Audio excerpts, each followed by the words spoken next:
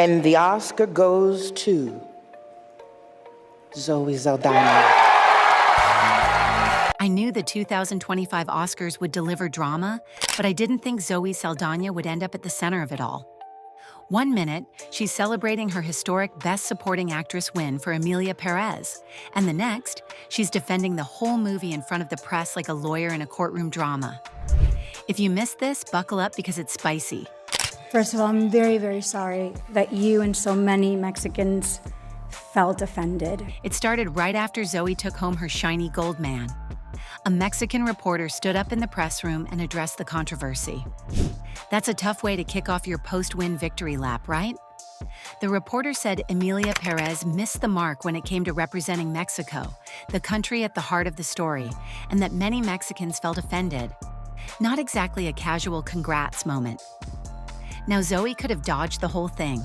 She could have smiled, said something vague about art being subjective, and moved on. But no, she leaned straight into it. First thing she said, she was sorry. She said the film came from a place of love and nobody ever wanted to offend anyone. It was the kind of answer you expect from someone who's been in Hollywood long enough to know the drill. But then, Zoe took a sharp turn. She said she didn't actually agree with the reporter's view at all. According to her, Mexico wasn't even the heart of the film. She said it was never about a country. It was about 4 women. And these women, she explained, could have been from anywhere. Russia, Detroit, Israel, Gaza, you name it. The point, according to Zoe, was that these women were all fighting the same fight, trying to survive and be their real selves.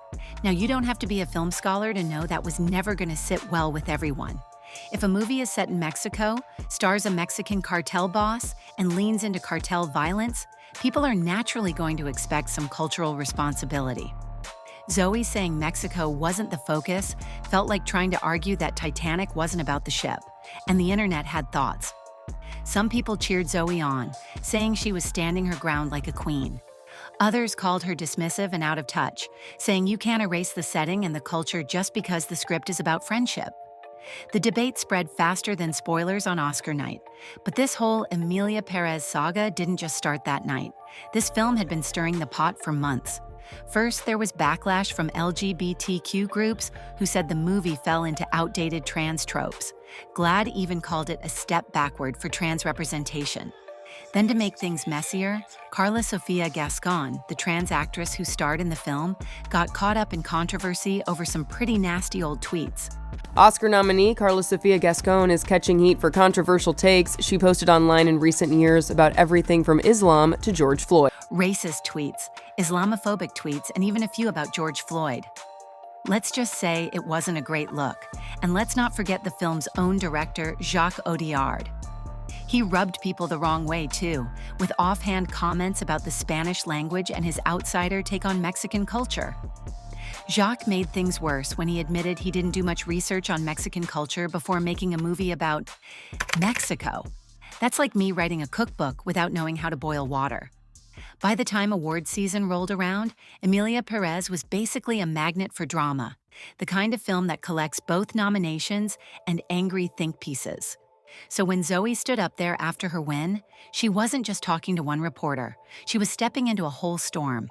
And to her credit, she didn't run from it.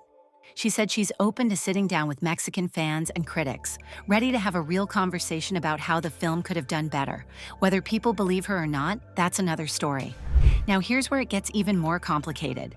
This win was a huge deal for Zoe personally. She's the first American of Dominican descent to win an Oscar, and during her speech, she made sure everyone knew it. She talked about her immigrant grandmother coming to the U.S. in 1961, about her family's hard work, and about the pride she feels representing her roots. It was emotional, powerful, and exactly the kind of moment that usually dominates headlines the next day. But instead, people were talking about Emilia Pérez and that press room clash. It's like the film couldn't escape its own baggage, even on its biggest night. And to be fair, Emilia Pérez wasn't just some random indie that snuck into the Oscars. It led the pack with 13 nominations. That's The Shape of Water or Slumdog Millionaire level attention. But in the end, it only walked away with 2 wins, Zoe's Award, and Best Original Song for El Mal, which Zoe herself actually sang. And speaking of that song, can we talk about how Emilia Pérez is a musical? Somehow that little detail kept getting lost in all the drama. People were too busy debating cultural accuracy and representation to even mention that this was a film where cartel bosses were breaking into song. Maybe that's part of the problem.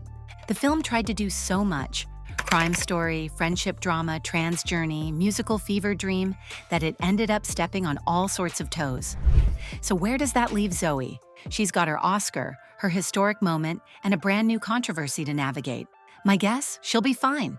Hollywood loves a redemption arc, and Zoe's got the kind of career that can weather a storm, but Emilia Pérez? That film's reputation is going to be debated for years. Some will call it bold, others will call it offensive, and plenty of people will call it both. But the real show happened when Conan O'Brien walked on stage, opened his mouth, and decided to roast Emilia Pérez like it owed him money. I'm not saying Conan came prepared for war, but within the first few minutes of his opening monologue, he fired shots directly at Carla Sofia Gascon, the first openly trans woman ever nominated for Best Actress. Now, normally, that's history-making stuff, but this time, it came with a whole suitcase full of scandal, and Conan wasn't about to let that slide.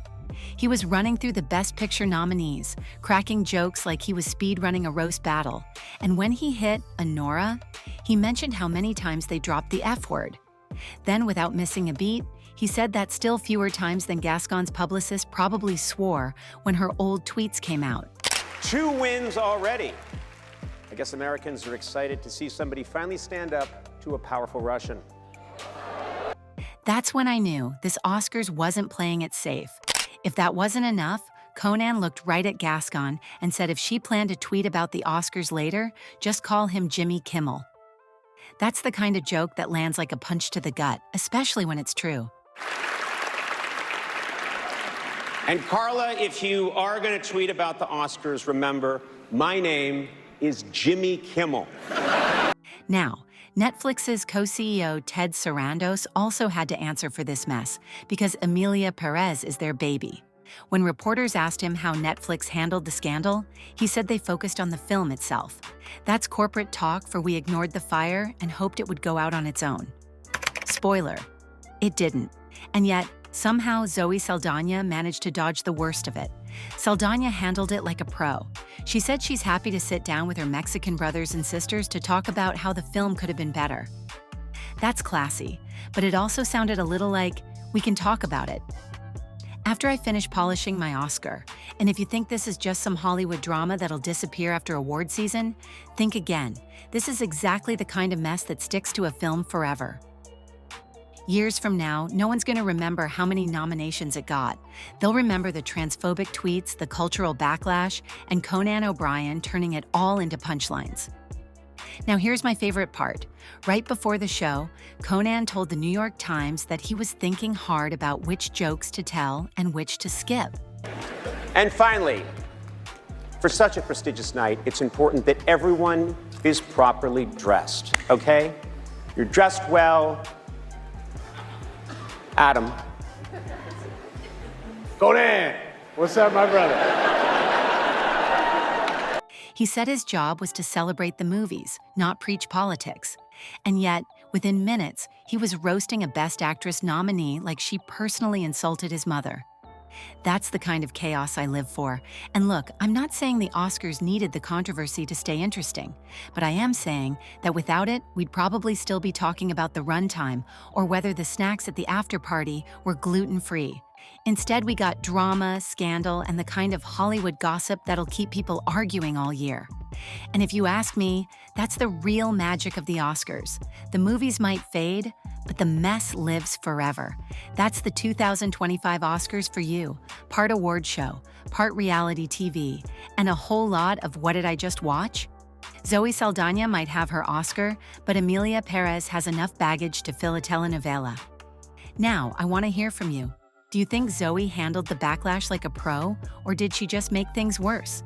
And what about Conan, savage or straight up messy?